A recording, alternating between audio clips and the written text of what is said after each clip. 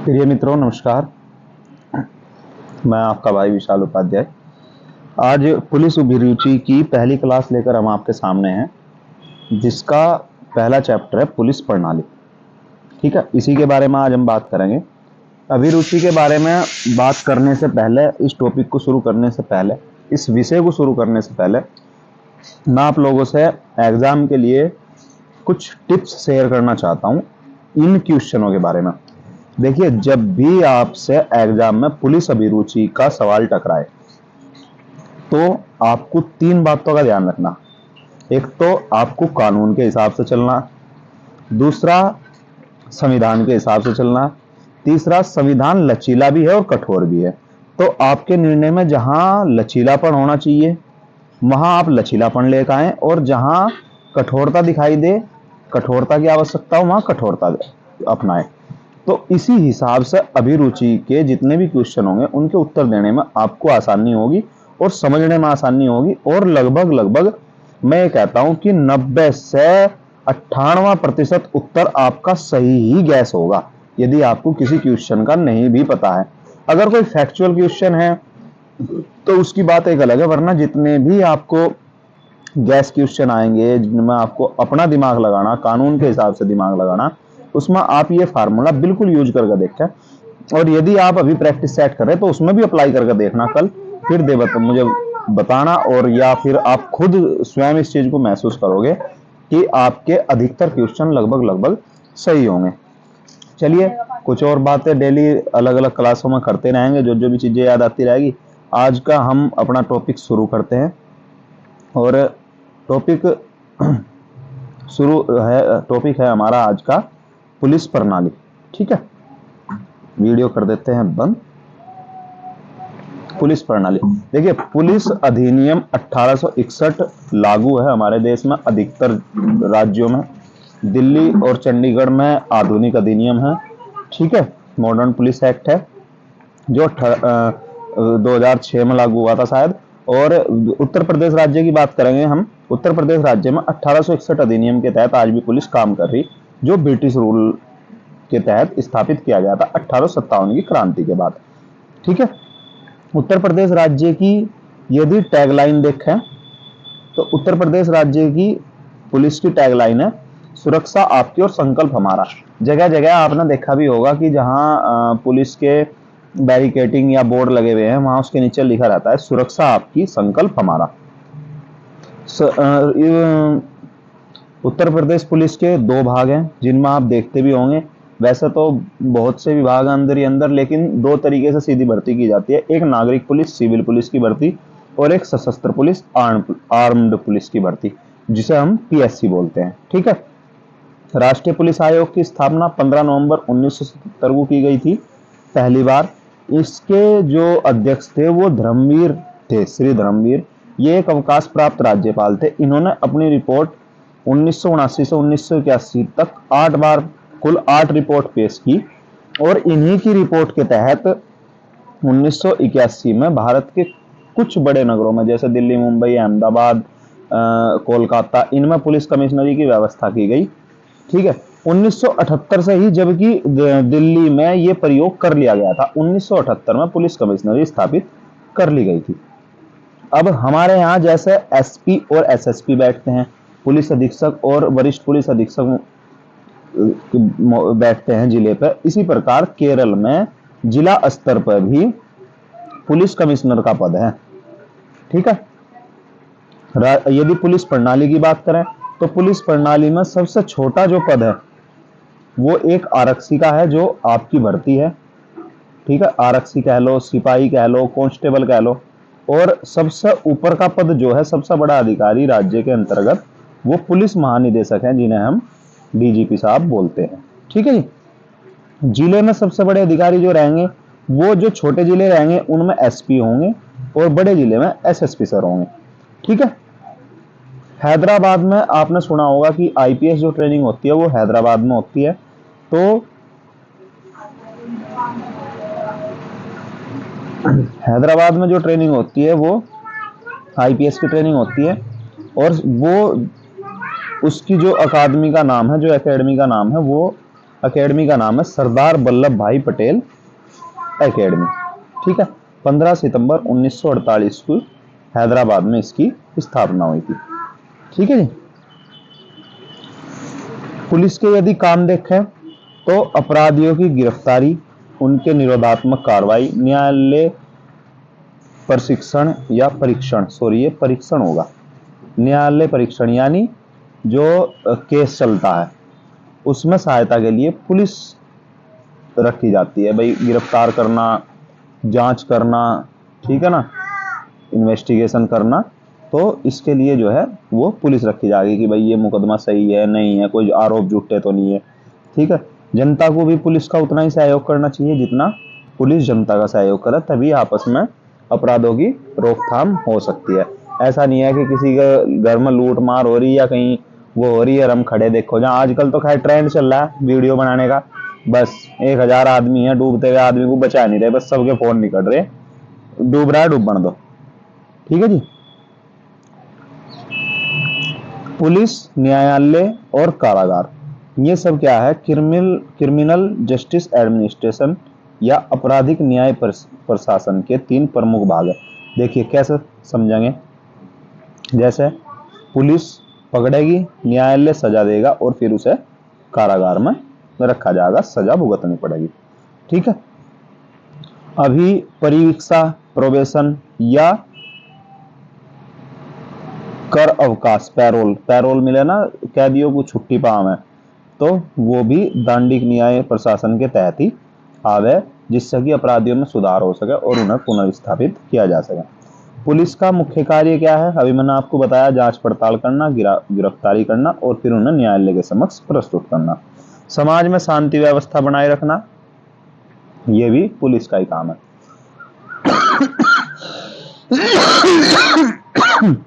इसीलिए पुलिस बल को सुरक्षा की प्रथम पंक्ति के रूप में कहा गया कि यदि सुरक्षा के लिए सबसे अग्रणी कोई रहे तो वो पुलिस बल रहेगा।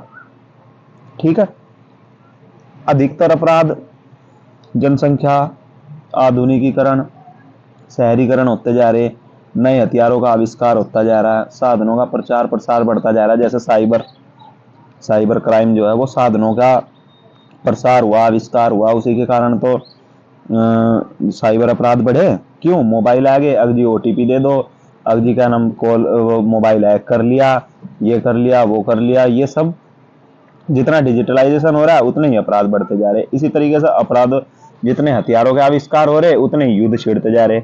वर्तमान में भी विश्व में 2-3 जगह युद्ध चल ही रहे, रूस यूक्रेन युद्ध देख लो, इजराइल मोसाद वो युद्ध देख लो। ठीक है,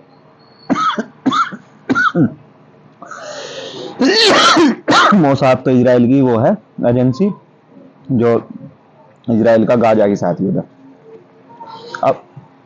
अब अपराध और अपराधियों तक तो बात ठीक थी, लेकिन लोक प्रदूषण का निवारण, यानी आपने देखा होगा कि ध्वनि प्रदूषण पर हम 112 पर कॉल कर दें, रात को 12 बजे डीजे बज रहा है जी, हमें नींद नहीं आ रही। ठीक है, पशुओं के साथ कहीं क्रूरता हो, यानी किसी बैल को, किसी गाय को, किसी घोड़े को या किसी भी ऐसे पशु को, कुत्ते को, आदमी, कहीं भी, इन सब के लिए एक अधिनियम है, पशु क्रूरता अधिनियम, उसके तहत इन्हें रखा गया। इनकी क्रूरता यदि हमें कहीं लग रहा है कि भाई इसके साथ ज्यादती हो रही जानवर की, तो वहां भी पुलिस का कार्य है। नशाखोरी पर निगरानी रखने का कार्य भी पुलिस का है। ठीक है, 3 शब्द भारतीय संविधान में जोड़े गए थे, लोकतंत्र, समाजवाद और धर्मनिरपेक्ष, इन्हीं के तहत पुलिस काम करती है। ठीक है,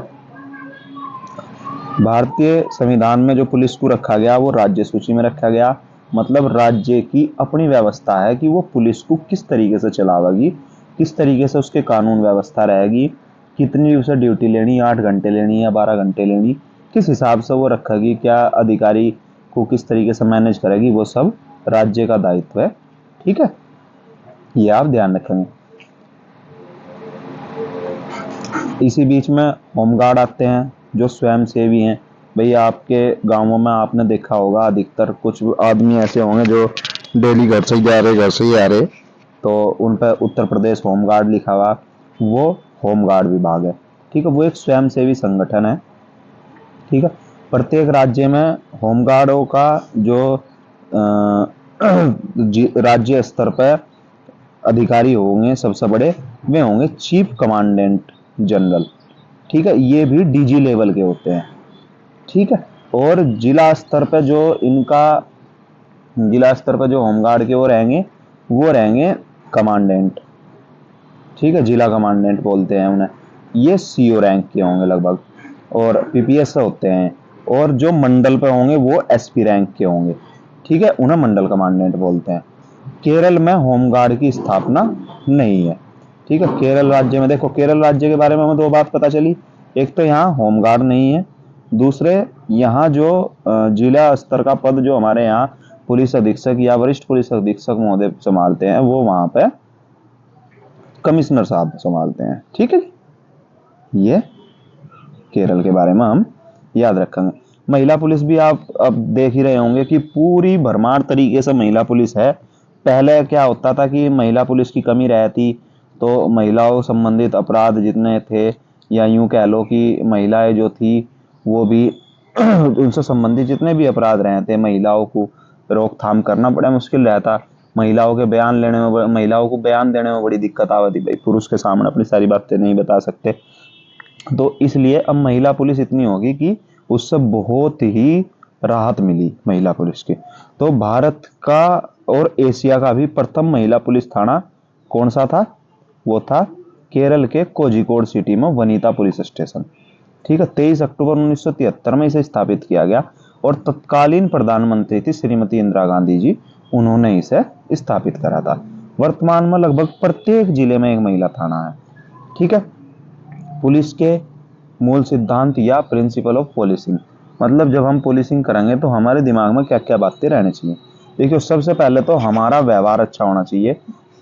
एक कहावत गांवों में आपने सुनी होगी कि इज्जत लेना और देना, यानी इज्जत करवाना और करना अपने ही हाथ में है। भाई जैसे किसी को इज्जत दोगे ऐसी ही तुम्हें मिलेगी।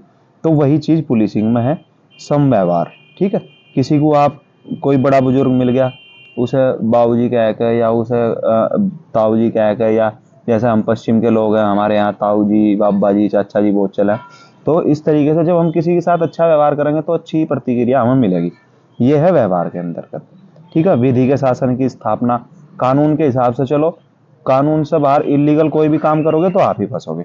ठीक है, मानवाधिकार का संरक्षण करना। ठीक है, कहीं किसी के साथ कोई ज्यादती ना होनी चाहिए, कहीं किसी के साथ कोई भेदभाव नहीं होना चाहिए। इन चीजों का भी हमें ध्यान रखना। किसी महिला के साथ घरेलू हिंसा पर हमें ध्यान रखना। ये सब मानवाधिकारों के हनन के अंतर्गत आवे। इन चीजों का भी हमें ध्यान रखना। लोगों की जान माल की रक्षा भी करनी। रात को जब आप भर्ती हो जाओगे तो गश्त लगेगी, रात को आप देखोगे पिकट भी लगेगी, जहाँ सर्राफे होंगे वहाँ आपकी ड्यूटी लगेगी। तो जान माल की रक्षा करनी है। गंभीर प्रकृति की व्यवस्था में जनता की सहायता करना, संकट काल में उन्हें राहत पहुंचाना। यानी जहां बाढ़ आ जाओ, या एक बार हमारे यहाँ तेंदुआ आ गया तो तब भी वन विभाग बाद में पहुंचा था, लेकिन भाई वन विभाग की तो देखो जिले में दूर दूर शाखाएं रहे, जिला स्तर पर हैं, ठीक है, तहसील स्तर पर हैं, तो दूर दूर रहे, उन्हें पहुंचने में समय लगा। लेकिन थाना क्या है, लोकेलिटी में है, भाई तुरंत पहुंच गए। तो हमें पहले पहुंचना पड़ेगा, तुरंत पहुंच जाते, लोगों को राहत भी हो जाती कि हाँ पुलिस आ गई, अब लगभग हम सुरक्षित है। भले ही वो तेंदुआ था, हम इंसान थे, लेकिन फिर भी जनता का पुलिस के प्रति आज भी उतना विश्वास है कि भाई कोई भी समस्या है, यदि हमने पुलिस को बुला लिया तो भले ही वह हल ना हो लेकिन कम जरूर होगी। तो उस विश्वास को ही हमें बनाकर रखना। ठीक है, यही नैतिक सिद्धांत है। अच्छा देखो, कुछ चीजें ऐसी हैं जो इसमें लिख नहीं रही लेकिन मैं बोल रहा, लेकिन परीक्षा में ये आपके काम जरूर आ सके। ऐसा क्वेश्चन आ गया तो आपको बात बिल्कुल ध्यान से सुनना। ठीक है, पुलिस बल का जो आधुनिकीकरण यानी मॉडर्निटी के तहत सबसे पहले ये सेंट्रल फिंगरप्रिंट ब्यूरो और केंद्रीय जांच ब्यूरो के अंतर्गत ही crime record bureau. Crime record bureau आपने देखा होगा, सीआईडी एक नाटक चला करता था, में कुछ भी काम हुआ करे थे, अगर दया जरा इसके फिंगरप्रिंट तो ढूंढो, कोई पुराना पापी तो नहीं है। ठीक है, एसीपी प्रद्युमन क्या कह रहा था, तो वो क्राइम रिकॉर्ड ब्यूरो के अंतर्गत रखे जहाँ सब कैदियों के या जो भी इस तरीके के जो भी अपराधी होंगे उनके फिंगरप्रिंट ले लिए जाएं। ठीक है, फिंगरप्रिंट से हमें पहचान मिले। तो और सेंट्रल फिंगरप्रिंट ब्यूरो है, उसमें भी हम ये टेस्टिंग भी करते हैं। भाई आपने देखा होगा, फिल्मों में ही देखा है अक्सर कर आदमी की कोई चक्कू या गोली की जिससे किसी की हत्या हो उसे पॉलिथीन में डाल कर ले जा, और जो जिस जिस पर शक हो उसे फिंगरप्रिंट ले लें उसके, और वहाँ उस पर किसके फिंगरप्रिंट है मैच कर लें। ये मॉडर्निटी के तहत है। ठीक है।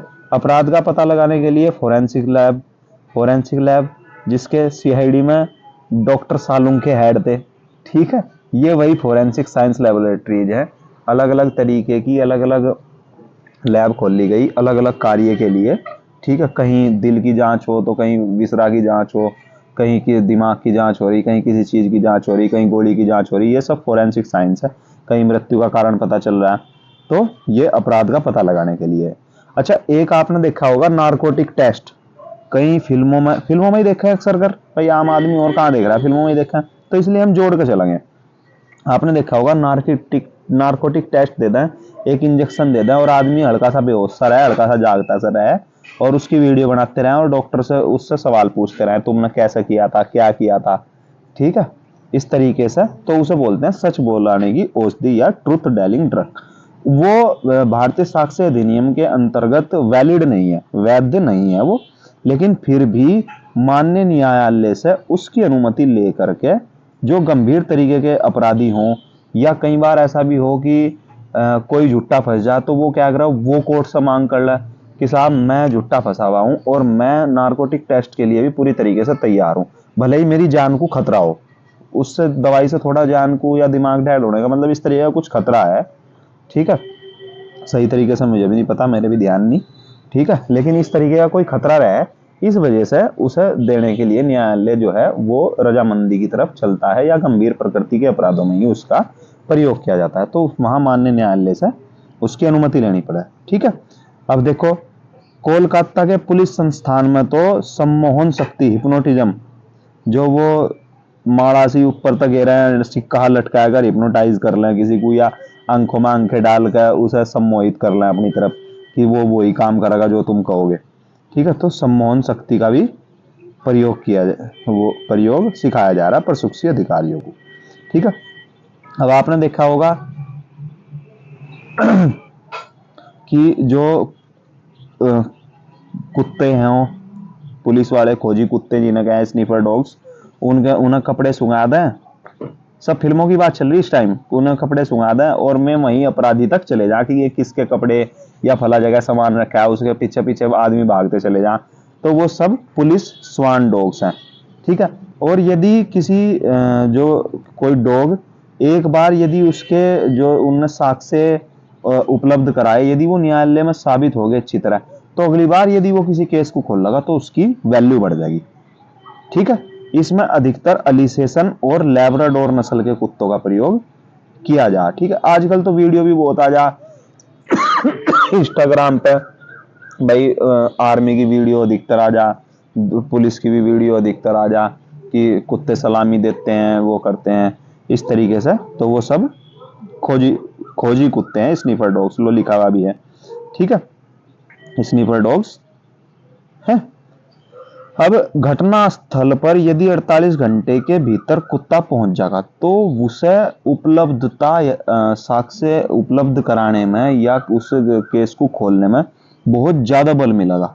ठीक है। उसे एक पकड़वाने में अधिक सहायक रहेगा, यानी उस टाइम तक 48 घंटे के अंदर अंदर तक जो उसकी स्मेल है वो सूंघने की शक्ति बहुत ज्यादा रहे, जो वहां साक्ष्य पड़े हुए हैं। ठीक है। अपराधियों को पकड़ने में अगर इसके बाद ले जाएंगे तो शायद सहायक ना हो। अब नेपाल के जो कुत्ते हैं उन्हें भी पुलिस डॉग संस्थान में ही प्रशिक्षण दिया जा भारत में। ठीक है। दिल्ली में नागरिक स्वयं सेवक दल, सिटीजन वॉलेंट्री फोर्स, ठीक है, जिन्हें सिविल डिफेंस वाले भी कहें शायद दिल्ली में, या सिटीजन वॉलेंट्री फोर्स ही कहते होंगे, लेकिन वहाँ एक शायद सिविल डिफेंस के नाम से भी चला, तो वो भी नागरिक से स्वयं सेवक दल है। जब अयोध्या जी में राम जन्मभूमि बाबरी मस्जिद विवाद चल रहा था तो उस टाइम सांप्रदायिक दंगे भड़क गए थे और वो लगभग 1 माह से ज्यादा तक चले थे। तो ऐसी किसी हिंसा को दोबारा ना हो या उसे रोकने के लिए पुलिस और जनता के सहयोग था, पुलिस पब्लिक सहयोग जो है ऐसा लेने के लिए एक ये नागरिक स्वयंसेवक दल तैयार किया गया। ठीक है, अब देखो मैं आपको बता रहा था कि रात को आपकी पेट्रोलिंग और निगरानी रहेगी तो जान माल की रक्षा होगी। हिरासत में लेकर समाज को न्याय प्रदान करा जाएगा गिरफ्तारी करके। ठीक है, सबसे पहला आदमी जब अपराध हो जाए कोई, या किसी गांव में या किसी शहर में आपने देखा होगा, तो गिरफ्तारी की मांग पहले करी जा कि अपराधी अब तक पकड़े क्यों नहीं गए। अच्छा, जब हम किसी अपराधी को पकड़ते हैं तो हम सबसे पहले उसके कपड़ों की तलाशी ले लें। कपड़ों की तलाशी जो हो उसे जामा तलाशी कहें। कपड़ों की तलाशी इसलिए ले लें कि भाई ऐसा ना हो इसने पिस्टल रख रखी हो, ऐसा ना हो इसने चाकू छुपा रखा हो, हम उसे बिठा के चले, आगे जाकर उसने पिस्टल निकाल कर हमें मार दिया। तो वो अपनी सुरक्षा के लिए पुलिस जामा तलाशी लेती है। खाना तलाशी किस लिए लिए जा? खाना तलाशी बोलते हैं घर की तलाशी, या जहां जिस जगह वो कहेगा कि भाई फला जगह मैंने अपराध करा था तो फला जगह उसका एटीएम चोरी करी थी, जो वो एटीएम फला जगह रखा, वहां जाकर ढूंढ लाए, या जो पैसे लूटे थे मैं वहां रखे, या जो पिस्टल या जो चाकू या जो कोई भी अपराध का कोई भी सबूत वो किसी जगह जो बंद कमरा या बंद जगह या मकान टाइप होगा, वो खाना तलाशी के अंतर्गत आ जाएगा। ठीक है, वो साक्ष्य ढूंढने में प्रयोग होगा। ठीक है, पुलिस राज्य का सूची का विषय है, ये मैंने पहले ही बता ही दिया था। अब देखो ये मैंने तीर का निशान इसलिए लगाया कि जब यहां से इधर की तरफ चलेंगे तो ये सबसे निचले हिस्सा है अधिकारी या कर्मचारी का, और ये सबसे ऊपर का हिस्सा है कर्मचारी का, पुलिस कर्मचारी का, पुलिस अधिकारी का। ठीक है, इधर की तरफ बढ़ते हुए चलेंगे तो हमें पता चलेगा कि हम छोटे से बड़े की ओर बढ़ रहे। अब देखो छोटे से बड़े की ओर इसलिए क्योंकि आप सबसे छोटे पद की अभी तैयारी कर रहे और हमें याद भी रहे छोटे से बड़े की तरफ, बड़े से छोटे की तरफ हमें याद होने की कम संभावना रहे। ठीक है, सबसे पहले देखेंगे आरक्षी। सादा वर्दी होगी, आपने देखा होगा सिर्फ कंधे पर उत्तर प्रदेश पुलिस लिखा हुआ होगा। ठीक है, अब तो सभी की चेस्ट पे दाहिने तरफ एक मोनोग्राम भी हो गया, वो पूरी उत्तर प्रदेश पुलिस पे हो गया। ठीक है, तो आरक्षी पद में क्या है, सादा वर्दी है, कंधे पे उत्तर प्रदेश पुलिस होंगे। मुख्य आरक्षी जिन्हें दीवान जी भी कहते हैं या हेड कांस्टेबल कहते हैं, 3 फीती व्हाइट कलर की ऐसा नू चिड़ियादार ये ऐसी लगी हुई होगी। ठीक है, ये मुख्य आरक्षी। सहायक उपनिरीक्षक है, सहायक उपनिरीक्षक एएसआई बोलते हैं इन्हें। ठीक है, ये 5 फूल का एक सितारा होगा। ठीक है, वो सहायक, एक सितारा इस कंधे पे एक इस कंधे पे, ये सहायक उपनिरीक्षक। ये लगभग पद सिविल पुलिस में तो खत्म हो चुका है, ये अभी भी आर्म्ड पुलिस में या आर्म्ड पुलिस में ये बचा हुआ है। ठीक है, वहां एएसआई है। उपनिरीक्षक 2 सितारे, पुलिस निरीक्षक 3 सितारे। इन सब का जो कलर होगा ड्रेस में किसी भी मेटल की चीज का, चाहे वो बेल्ट में चपरास लगा हुआ हो, चाहे वो कंधे पे उत्तर प्रदेश पुलिस लिखा हुआ हो, चाहे वो सितारे लगे हुए हों, वो सब पीले रंग के होंगे और इन सभी को अराजपत्रित अधिकारी की श्रेणी में रखा गया, आरक्षी से लेकर इंस्पेक्टर तक की। ठीक है, किसी भी थाने का जो चार्ज रहेगा वो यदि छोटा थाना है तो वो उपनिरीक्षक पर रहेगा, उसे एसओ बोल देंगे। ठीक है, स्टेशन ऑफिसर। और यदि कोई बड़ा थाना है तो वहां एसएचओ होगा, यानी इंस्पेक्टर साहब होंगे, वो उन्हें कोतवाल कहा जाएगा। कोतवाल भी कहा जाता है, जैसे कोतवाली सदर कोतवाली, तो उन्हें कोतवाल भी कहा जाएगा। यदि इंस्पेक्टर होंगे तो उन्हें एसएचओ बोलते हैं। थाने का चार्ज किस पे होगा, एसओ पर या एसएचओ पर। अब तो अधिकतर इंस्पेक्टर ही इतने होंगे कि अधिकतर सभी थानों पे जो है वो एसएचओ ही नियुक्त हो रखे। किसी किसी थाने में आपको एसओ देखने को मिलेंगे, यानी दरोगा जी देखने को मिलेंगे। ठीक, एक अनुभवी दरोगा को दे दिया जाता है चार्ज। अब राजपत्रित अधिकारी की बात करें तो सबसे पहले इसमें आवेंगे पुलिस सहायक उपाधीक्षक। पुलिस उपाधीक्षक होगा, ये सहायक गलत लिख दिया इसमें। ठीक है, पुलिस उप अधीक्षक है, ये सहायक यहाँ का था, ये सहायक अभी बताऊंगा इसका भी। तो पुलिस उपाधीक्षक, ठीक है, इन्हें डीएसपी यानी deputy SP, deputy superintendent of police या सीओ साहब बोलते हैं इन्हें, सर्कुलर ऑफिसर क्षेत्राधिकारी। ठीक है, इनका अब जो राजपत्रित अधिकारी हैं, इनका जितना भी तामझाम शुरू होगा, वो चाहे बेल्ट का चपरास हो, चाहे कंधे का उत्तर प्रदेश पुलिस या आईपीएस हो या फिर कंधे पर सितारे लगे हुए हों या अशोक स्तंभ राष्ट्रीय प्रतीक लगे हुए हों, वो सब जो भी होंगे वो सिल्वर रंग के होंगे, ठीक है, चांदी जैसे रंग के, ठीक है, सिल्वर कलर के होंगे, सफेद रंग के होंगे, ठीक है। पुलिस उपाधीक्षक यानी सीओ साहब का जो होंगे वो 3 सितारे होंगे लेकिन चांदी के रंग के होंगे। इंस्पेक्टर का जो होंगे वो पीले रंग के होंगे। अब ये अतिरिक्त पुलिस अधीक्षक या सहायक पुलिस अधीक्षक होता है, इन्हें बोलते हैं एडिशनल एसपी, ठीक है। इनका एक अशोक स्तंभ होगा या जो अंडर ट्रेनिंग आईपीएस होंगे में भी एएसपी रैंक के होंगे। जो अंडर ट्रेनिंग आईपीएस होंगे वो एएसपी रैंक के होते हैं और उन्हें 2 स्टार दिए जाते हैं, 2 स्टार इस कंधे पे, 2 स्टार इस कंधे पे, चांदी के रंग के, ठीक है। इसका मतलब वो अंडर ट्रेनिंग आईपीएस है।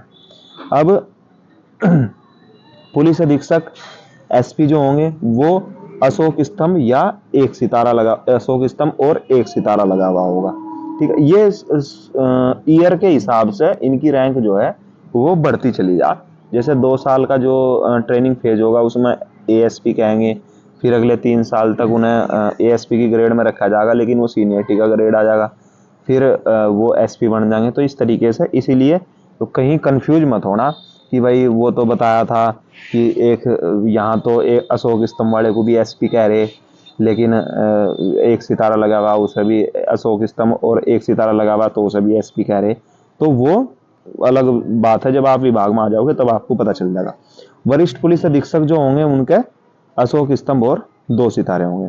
पुलिस उप महानिरीक्षक जो डीआईजी साहब होंगे उनके 3 सितारे ऐसे त्रिकोण में, ठीक है, सॉरी उल्टे बन गए, ठीक है, 3 सितारे ऐसे त्रिकोण में और यहाँ अशोक स्तंभ राष्ट्रीय प्रतीक लगा हुआ होगा, ठीक है। अब पुलिस महानिरीक्षक जो होंगे, आईजी साहब जो होंगे, आईजी साहब जो होंगे उनका एक क्रॉस तलवार ऐसे, छड़ी और तलवार और एक सितारा, ठीक है। एडीजी साहब जो होंगे उनका क्रॉस शावर्ड वही और अशोक स्तंभ आ जाएगा एक सितारे की जगह, और डीजीपी साहब का क्रॉस शावर्ड और अशोक स्तंभ, ये दोनों रैंक लगभग सेम ही है, ठीक है। तो इसलिए इनकी दोनों की सेम निशानी है, सेम पहचान है। अब आ जाते हैं हम अपने क्वेश्चनों पे। क्वेश्चनों से हम समझने की कोशिश भी करेंगे, वन लाइनर भी है और बीच में ऑब्जेक्टिव भी है, तो वो भी देख लेंगे। भारत में पुलिस प्रणाली किस देश की पद्धति पर आधारित है? ब्रिटिश पद्धति पर। क्यों? क्योंकि अंग्रेजी शासन था, वही कानून बनाए गए थे, वही कानून चल रहा, वही रेगुलेशन चल रहा, ठीक है। कानून तो खैर अब बदल दिए, भारतीय न्याय संहिता आएगी, ठीक, लेकिन आईपीसी अब तक भी लागू थी और ऐसे ही पुलिस रेगुलेशन वही 1861 अधिनियम चल रहा, ठीक है। राज्य स्तर पर सबसे बड़ा पुलिस अधिकारी कौन कहलाएगा? वो महानिदेशक होंगे यानी डीजी होंगे। यहीं से ही शुरू करेंगे, 1 मिनट रुक जाओ बस।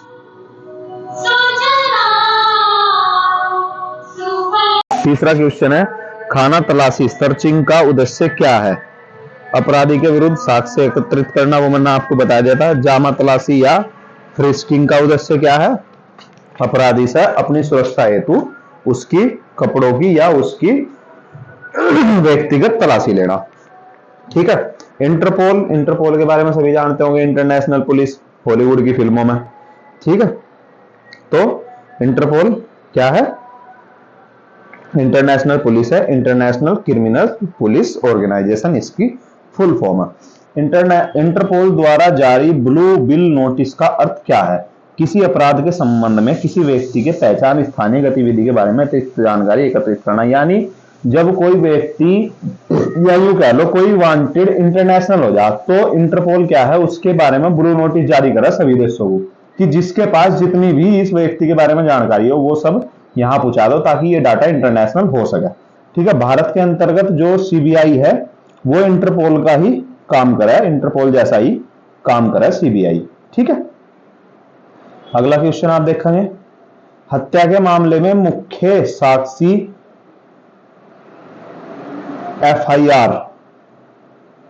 देखिए, यदि किसी ने हत्या होते देखी और वो एफआईआर करना चाहता है परंतु मामला आपके थाना परिसर के अधिकार क्षेत्र में नहीं है, ठीक है, नहीं आता, तो ऐसी स्थिति में आप क्या करेंगे? इसके वो पढ़ो,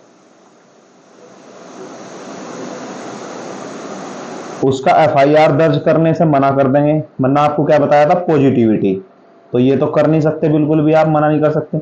उसे उस थाने में एफआईआर दर्ज करने के लिए कहेंगे जिस क्षेत्र का मामला है, इसे होल्ड पर रख लो अभी, ठीक है। एफआईआर दर्ज न करके उसे न्यायालय जाने को कहेंगे, ये काम आपका नहीं है, ऐसा भी नहीं आप कह सकते, ये भी मना करना ही हो गया, तो ये भी नहीं है। चौथा देखेंगे, ये है जीरो एफआईआर दर्ज करेंगे। अब देखो, उससे बेस्ट ऑप्शन ये है जीरो एफआईआर दर्ज करेंगे, ठीक है।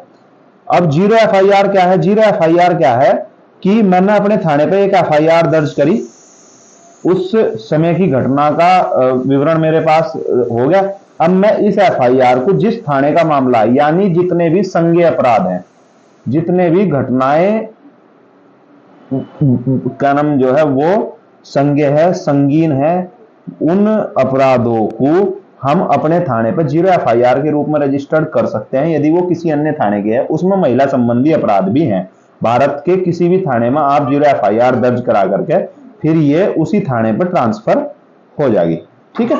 इसे जीरो एफआईआर कहेंगे। अब अगला क्वेश्चन देखो, पुलिस विभाग के प्रमुख के रूप में जिला स्तरीय सुरक्षा की देखरेख कौन करता है? मैंने बताया था आपको, जिला स्तरीय सुरक्षा कौन करेगा? पुलिस अधीक्षक करेंगे।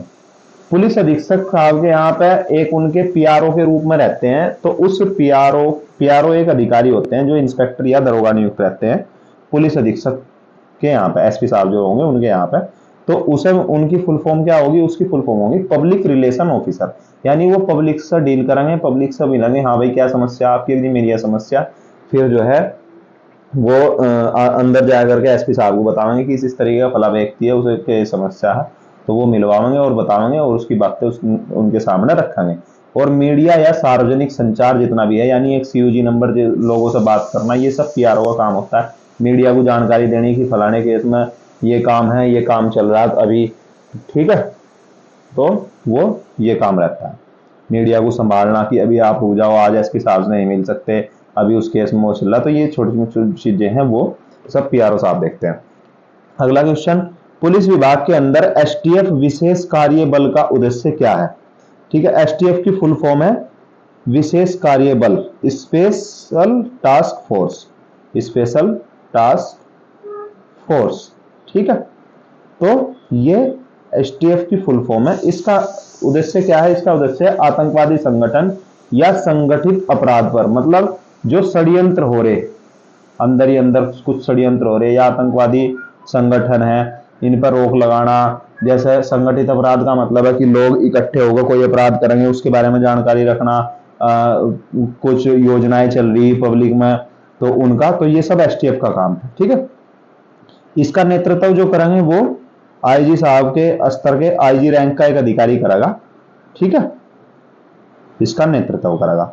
ग्रामीण पुलिस थाने का मुखिया कौन होता है? देखो वह बात आएगी, तो यहाँ उप निरीक्षक या थाना अध्यक्ष, एसओ, ठीक है। क्वेश्चन के हिसाब से तो है ये सही, लेकिन अगर बाई चांस ये ना हो तो निरीक्षक या कोतवाल या एसएचओ, ठीक है। अधिकतर सभी क्षेत्रों में अब निरीक्षक हो गए, लेकिन इसका उत्तर आज भी उप निरीक्षक ही सही है पुलिस रेगुलेशन के हिसाब से।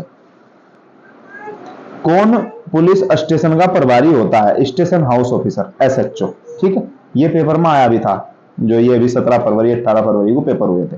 आप किसी कार्यक्रम में सुरक्षा कर्मी के रूप में तैनात हैं, कार्यक्रम में महिलाओं हेतु कोई शौचालय अलग से व्यवस्था नहीं है, तो आप क्या करेंगे ऐसी स्थिति में? अब देखो, महिलाओं को पुरुष शौचालय का उपयोग करने हेतु कहेंगे, ऐसा हम कर नहीं सकते, कोई पुरुष आ गया अचानक से, ठीक है। आपसे संबंधित मामला न होने के कारण कुछ नहीं कहेंगे, ऐसा भी नहीं कह सकते, ठीक है। मैंने आपको क्या बताया था? पॉजिटिव, हमें हल करना, जनता की सहायता करनी।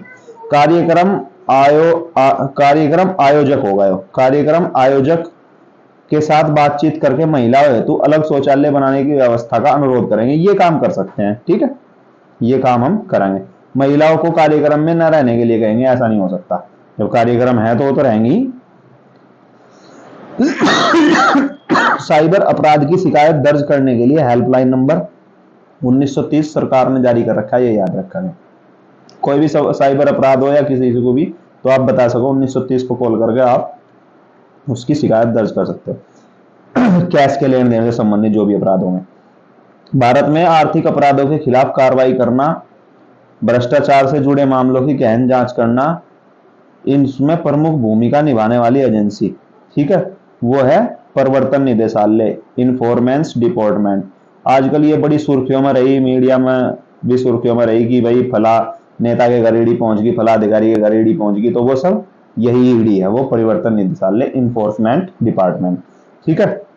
नेशनल इन्वेस्टिगेशन एजेंसी, ये खुफिया एजेंसी है भारत की, एनआईए, और संगीन अपराध या कोई बहुत महत्वपूर्ण केस हो तो उसकी भी जांच कराए। केंद्रीय जांच ब्यूरो सीबीआई के बारे में भी पीछे ही हमने बात करी, ये भी बहुत ज्यादा संगीन या हाई प्रोफाइल केस के बारे में जांच करेगी या इंटरपोल जैसा खुफिया काम करेगी। नारकोटिक्स ब्यूरो, ये सब नशे से संबंधित उसका काम करेगी, ठीक है, नशे से संबंधित अपराध होगा। उत्तर प्रदेश में कितने जिलों में साइबर थाने स्थापित है? 57 जिलों में है। महाराष्ट्र एकमात्र ऐसा राज्य है जहां सभी जिलों में साइबर थाने हैं। पुलिस विभाग के संगठनात्मक ढांचे में पुलिस प्रमुख की भूमिका क्या है? समग्र नेतृत्व और रणनीतिक दिशा प्रदान करना, यानी समय समय पर आदेश पारित करना कि इस तरीके से पुलिस काम करेगी, अब इस तरीके से करेगी, अब इस तरीके से काम करेगी, ठीक है। जैसे त्योहारों पर क्या काम करना, किस तरीके से डील करना, किस तरीके से, अब कावड़ यात्रा चल रही तो उसके लिए भी एक एसओपी अलग से बनकर आई थी कि भाई कावड़ियों से इस तरीके का व्यवहार करेंगे, इस तरीके से बात करेंगे, इस तरीके से पूरा ट्रैफिक मैनेज करेंगे, ठीक है। एक पुलिस अधिकारी के रूप में कुछ जनजातीय लोग गलती से आदतन अपराधी समझे जाने की शिकायत करते हैं। जैसे अभी एक फिल्म आई थी, शायद वो साउथ की थी, अम्बेडकर के नाम से थी या कुछ ऐसे ही नाम से थी। वो जनजातीय लोग जो थे उनमें उन्हें अपराधी मान मान के जेल में डालते रहे, तो वही इसी तरीके का वो है। कुछ फिल्मों में भी दिखाया गया कि भाई जो जनजातीय लोग हैं उन्हें की नहीं है चोरी करने वाले, तो इनका इस तरीके के जो मामले हो वो मामला है ये। अब क्या करेंगे, आपके पास, आप एक अधिकारी हैं, आपके पास शिकायत आई तो आप उसमें क्या कर सकते हैं? बलात् कबूलनामे की निगरानी के लिए निगरानी शिकायत प्रकोष्ठ स्थापित करेंगे। चलिए देखते हैं अगला। वंचित जनजातियों के अधिकारियों को नियुक्त करते हुए विविधता कोटा लागू करना चाहिए। अगला देखते हैं। सहभागिता दृष्टिकोण को पुनः व्यवस्थित करने के लिए समुदाय के साथ बैठ के करना चाहिए। तीसरा, अगला देखेंगे। पारंपरिक मान्यताओं को पुनर्जीवित करने के लिए बड़े पैमाने पर परामर्श लागू करना चाहिए। अब देखो ये ऐसा क्वेश्चन है कि सारे ही ऑप्शन बिल्कुल सही लग रहे हैं, इसमें हमें संवैधानिक रूप से चलना, कुछ लचीला कुछ कठोर, ठीक है। देखो, बलात् कबूलनामे की निगरानी के लिए निगरानी शिकायत प्रकोष्ठ स्थापित करेंगे। वो आपके बाद कोई अधिकारी आ गया, उन्होंने भंग कर दिया, फिर आप क्या करेंगे? तो ये गलत। वंचित जनजातियों के अधिकारियों को नियुक्त करने हो तो अब वो अधिकारी अगर अपने वालों को भी बचाने लगा, मान लो जो सही है उन्हें तो बचाना एक बात ठीक है, लेकिन यदि गलत को भी बचाने लगा तो ये भी थोड़ा। सहभागिता दृष्टिकोण से, यानी अब सहभागिता दृष्टिकोण का मतलब है एक दूसरे का सहयोग करने के लिए, पुनः व्यवस्थित करने के लिए समुदाय के साथ बैठ के करेंगे कि भाई आप हमारा सहयोग करो अपराधियों को पकड़वाने में और हम आपका सहयोग करेंगे आपको बचाने में, ठीक है। जो सही होगा उसके साथ कोई जाति नहीं होगी, तो ये ऑप्शन बिल्कुल सही होगा, ठीक है। अगला, एक पुलिस अधिकारी के रूप में कानून लागू करने में आपका निर्णय लेने में क्या मार्गदर्शन करेगा? अपने वरिष्ठों के फैसले पर सवाल ना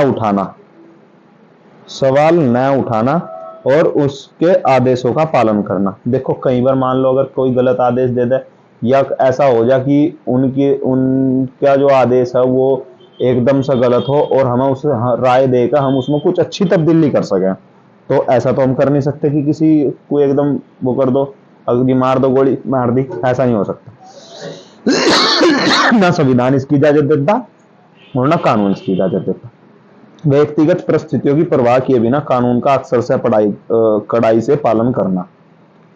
यदि कानून का अक्सर से कड़ाई से पालन करेंगे तो कई बार पुलिस पब्लिक डीलिंग खत्म हो जा वहां, तो आपकी वजह से दंगा होना शुरू हो जा, तो ये भी गलत हो जाएगा। व्यक्तिगत नैतिक मूल्यों को लागू करना भले ही में स्थापित नियमों के विपरीत हो।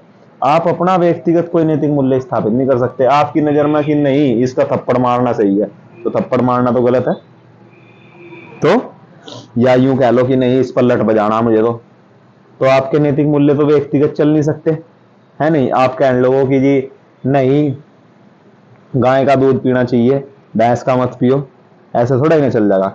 तो लोगों की अपनी इच्छा होगा सम्मान है सबका, सभी को स्वतंत्रता से जीने का अधिकार है। स्थिति के लिए सहानुभूति और विचार के साथ कानूनी आवश्यकताओं को संतुलित करना। अब देखो इसमें संतुलन की बात हुई, यानी वही कठोर और लचीला दोनों, तो ये यहां लागू हो जाएगा। ठीक है।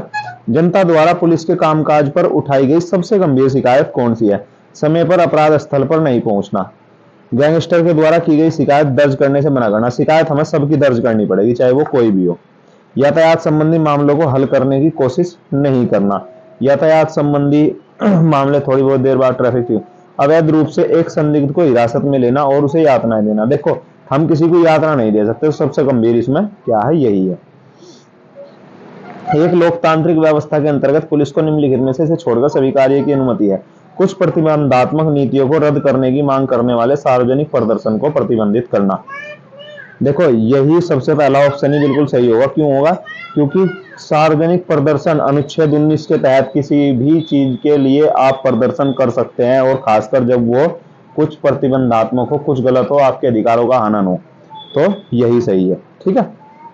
सरकारी रेलवे पुलिस द्वारा निम्नलिखित में छोड़कर अन्य सभी कर्तव्यों का पालन किया जाता है। स्टेशन पर रुकने वाली पैसेंजर ट्रेनों में कानून व्यवस्था बिल्कुल बनाकर रखेंगे। ट्रेनों में काम करने वाले व्यक्तियों का शव निकालना, ये भी काम करेंगे। प्लेटफार्म पर ट्रेन और टिकट की जांच करना, ये नहीं कर सकते, तो ये इसमें सी ऑप्शन है। सी इसके लिए कौन है? इसके लिए टीटी हूं। किस प्रकार का व्यवहार एक पुलिसकर्मी का नहीं होना चाहिए? संवेदनशील बिल्कुल होना चाहिए, लोगों की भावनाएं समझना है। कुरूर नहीं होना चाहिए, आप गुस्सैल नहीं होने चाहिए, लोगों के साथ अकड़ का बात नहीं करनी चाहिए। आप और आपका भाई दोनों पुलिस भर्ती के परीक्षा के उम्मीदवार हैं। आप और क्या करेंगे? आप और आपका भाई एक दूसरे की परीक्षा में मदद करेंगे? नहीं, ये गलत बात है। परीक्षा और शारीरिक योग्यता हेतु साथ साथ तैयारी करेंगे, ये कर सकते हैं। शिकायत के डर से अलग अलग जिलों में फार्म भरेंगे, ऐसा कोई जरूरी नहीं है, तो ये भी गलत है। बी ऑप्शन सही है। आपकी ड्यूटी का समय समाप्त हो गया, लेकिन आपकी जगह पर कोई दूसरा पुलिसकर्मी नहीं आया, आप क्या करेंगे? ड्यूटी पर बने रहेंगे, बिल्कुल ड्यूटी पर बने रहना। दूसरे पुलिसकर्मी के आने पर घर चले जाएंगे, ये भी काम करेंगे। जब दूसरा पुलिसकर्मी आ जाएगा तो घर चले जाएंगे। वरिष्ठ पुलिस अधिकारी से इसकी शिकायत करेंगे, ऐसा नहीं करना, वो भी आपका साथी है, हो सकता है कि उसे क्या जरूरत पड़ेगी। ड्यूटी वाले पुलिसकर्मी को ढूंढना शुरू कर देंगे, नहीं, अपने पॉइंट से नहीं हटना, क्या वहां क्या घटना घट जाए। ठीक है, तो ये दोनों ऑप्शन गलत है, ये दोनों सही है, लेकिन इसमें सबसे ज्यादा जरूरी क्या है? ड्यूटी पे बने रहेंगे। ठीक है, पहला ऑप्शन सही है। ए बी का इसमें कोई ऑप्शन ही नहीं है, तो उस चीज को हम देखें। एक पुलिसकर्मी को अपने अधिकारी से सदैव कैसा व्यवहार करना चाहिए? अच्छा, कटु या उचित? उचित व्यवहार। ठीक है। आपके अनुसार पुलिस का सबसे महत्वपूर्ण कार्य क्या है? जनता की सुरक्षा, समाज कल्याण, अपने परिवार की सुरक्षा। सबसे पहले है जनता की सुरक्षा। समाज कल्याण के लिए नेता और समाज सेवी लोग और माननीय न्यायालय हैं, आप लोग सिर्फ जनता की सुरक्षा करें, अपने परिवार की सुरक्षा भी बाद में है। फिल्मों में देखा ही होगा आपने। आप एक पुलिसकर्मी के रूप में अपनी जिम्मेदारी को कैसे पूरा करते हैं? चिंतन करते हैं, सजग रहते हैं, या लापरवाह रहते हैं? सजग रहेंगे, चुस्त रहना पड़ेगा, बी ऑप्शन। पुलिस स्टेशन में कैश बुक का रख रखाव किस अधिकारी का कर्तव्य है? वो सहायक पुलिस उपनिरीक्षक ASI का काम है। ठीक है, और लेखा जोखा जो रखेंगे वो हेड कांस्टेबल या मुख्य आरक्षक। संयुक्त राष्ट्र के एक सम्मेलन CEDAW का पूर्ण रूप क्या है? The convention on the elimination of all forms of discrimination against women, women के खिलाफ, औरतों के खिलाफ हो रहे अपराधों में बिल्कुल जीरो ले आना, ये है इसका। देश में पुलिस बलों की जरूरत और समस्याओं की पहचान करने के लिए किसकी स्थापना की गई है? पुलिस अनुसंधान एवं विकास ब्यूरो, BPRD की। कौन सा निकाय राज्य पुलिस सेवा में राजपत्रित पदों पर सीधी भर्ती करता है? ये अराजपत्रित होगा, सॉरी, राज्य स्तरीय पुलिस भर्ती बोर्ड, ये अराजपत्रित पदों पर है, वही आरक्षी और दरोगा वाली। किस वर्ष भारतीय संसद द्वारा पुलिस बल अधिकारों का प्रतिबंध अधिनियमित किया गया? पुलिस मारते ही आपके सब अधिकार खत्म, मानवाधिकार भी आपके खत्म हो जाएंगे लगभग 1966। ठीक है। भारतीय सशस्त्र बलों का सर्वोच्च कमांडर राष्ट्रपति जी हैं, महामहिम राष्ट्रपति जी। 2014 में स्मार्ट पुलिस की परिकल्पना का अनावरण किसने किया? नवंबर 2014 में प्रधानमंत्री नरेंद्र मोदी ने किया। जोन या रेंज का प्रभारी पुलिस महानिदेशक और जिला अधिकारी के बीच जिम्मेदारी की श्रृंखला में एक कड़ी है। कौन है? देखो, जोन या रेंज का प्रभारी कौन होगा? वो डीआईजी साहब होंगे। ठीक है, जोन या रेंज के प्रभारी कौन होंगे? वो डीआईजी साहब होंगे। अब सॉरी, जोन के जो प्रभारी होंगे वो एडीजी होंगे। पहले आईजी और डीआईजी हुआ करते थे, आईजी हुआ करते थे। ठीक है, लेकिन अब एडीजी होते हैं। तो इसलिए यहां एडीजी और या फिर पुलिस महानिरीक्षक वो रेंज पर बैठते हैं, और रेंज पर या तो पुलिस उप महानिरीक्षक होंगे या पुलिस महानिरीक्षक होंगे। तो दोनों ऑप्शन सही है, कहीं आईजी बैठा है तो कहीं डीआईजी बैठा है। नेपाल और भूटान के साथ भारत की सीमाओं की रक्षा करने वाले बल का नाम सीमा सशस्त्र बल। कौन सी एजेंसी भारत का प्रधानमंत्री को सुरक्षा कवच प्रदान करती है? एसपीजी। उत्तर प्रदेश में पुलिस बल का प्रमुख कौन है? पुलिस महानिदेशक है। उत्तर प्रदेश सरकार द्वारा स्पेशल ऑपरेशन टीम स्पोर्ट का गठन किया गया था आतंकवादी निरोधक दस्ते के रूप में। आरएएफ का पूर्ण रूप रैपिड एक्शन फोर्स। कांस्टेबलों के साथ कार्य करने और निर्देश और प्रश्नोत्तरी प्रशिक्षण अभ्यास समझाने में किसका कार्य है? मुख्य आरक्षी का, क्योंकि आरक्षी से बड़े हैं, वो ज्यादा से अनुभवी हैं, 10 साल का या 7 साल का अनुभव होता है, तो इसलिए एक मुख्य आरक्षी उन पर रखा जाता है 4 कांस्टेबल पर। केंद्रीय सशस्त्र पुलिस बलों की संख्या कितनी है? 7 है। कौन रेंज डीआईजी और पुलिस अधीक्षकों को नियंत्रित करेगा और निर्देश और परामर्श देगा कि सावधान रहे और अपने वैध कार्यों में एक दूसरे को अधिक्रमित ना करें? पुलिस महानिरीक्षक करेंगे। ठीक है, यानी डीआईजी और एसपी के बीच में संतुलन कौन बनाए रखेंगे? आईजी बनाए रखेंगे। भारत में पुलिस स्टेशनों के लिए वार्षिक रैंकिंग कब से की जाती है? 2015 से। भारतीय पुलिस सेवा अधिकारी आईपीएस के कंधों पर होने वाले फ्लैश या पद संकेत कि भाई अशोक स्तंभ लेंगे, स्टार लेंगे, तो ये कहां से लिए गए? यूनाइटेड किंगडम के समान है। इसी तरीके से वहां लगाए जा, इसी तरीके से यहाँ लगाए जा, वही ब्रिटिश पद्धति पे ही है। किस रैंक के अधिकारी जिला पुलिस बल के प्रमुख होते हैं? पुलिस अधीक्षक या वरिष्ठ पुलिस अधीक्षक। जिले पर बनना आपको बताया था। कौन सा बोर्ड पुलिस बल के स्थानांतरण पोस्टिंग के लिए जिम्मेदार है? तो पुलिस स्थापना बोर्ड। भारत में पहला जेल प्रशिक्षण स्कूल किस राज्य में स्थापित किया गया? उत्तर प्रदेश में। 1861 का पुलिस अधिनियम किसकी अध्यक्षता में और किसकी अनुशंसाओं पर किया गया? वो एचएम कोर्ट की। राष्ट्रीय पुलिस आयोग का गठन कब किया गया? 1977-78 में, वो बता दिया था पहले ही। किस उसके द्वारा, और श्री धर्मवीर इसके अध्यक्ष थे, किसके द्वारा किए गए कार्य की मासिक रिपोर्ट पुलिस अधीक्षक को प्रस्तुत करनी चाहिए? अपर पुलिस अधीक्षक को अपने किए गए कार्य की समीक्षा के लिए उनके सामने जाना चाहिए। ऐसे ही दरोगा जो होंगे यानी एसआई जो होंगे वो इंस्पेक्टर साहब के सामने जाएंगे, इंस्पेक्टर सीओ साहब के सामने जाएंगे। राज्य पुलिस विभाग में निरीक्षक की स्वीकृति पदों का कितना वरिष्ठता प्रतिशत के आधार पर पदोन्नति भरा जाता है? तो 100%। ठीक है, जो इंस्पेक्टर हों वो सीधी भर्ती से नहीं भरे जाते, जितने दरोगा बनेंगे वो दरोगा प्रमोशन होकर इंस्पेक्टर बनते हैं। ठीक है, हम बचाने के लिए सेवारत हैं। उत्तर प्रदेश के किस संगठन का आदर्श वाक्य है? उत्तर प्रदेश फायर सर्विस का। राज्य पुलिस विभाग में सब इंस्पेक्टर के स्वीकृत पदों का कितना प्रतिशत सीधी भर्ती द्वारा भरा जाता है? 50% भरा जाता है। ठीक है, यानी जो एसआई बनेंगे वो लगभग 50% तो जाएंगे सीधी भर्ती से। आपने देखा होगा दरोगा भर्ती निकला, और 50% जो मुख्य आरक्षी या आरक्षी प्रमोशन होगा, आरक्षी से मुख्य आरक्षी, मुख्य आरक्षी से एसआई, तो उससे। ठीक है, आज का चैप्टर यहीं समाप्त होता है। दोनों वीडियो को जोड़कर आपस में भेज दिया जाएगा, अपलोड कर दी जाएगी क्लास। जय हिंद, जय भारत। मिलते हैं अगली क्लास में। हर हर महादेव।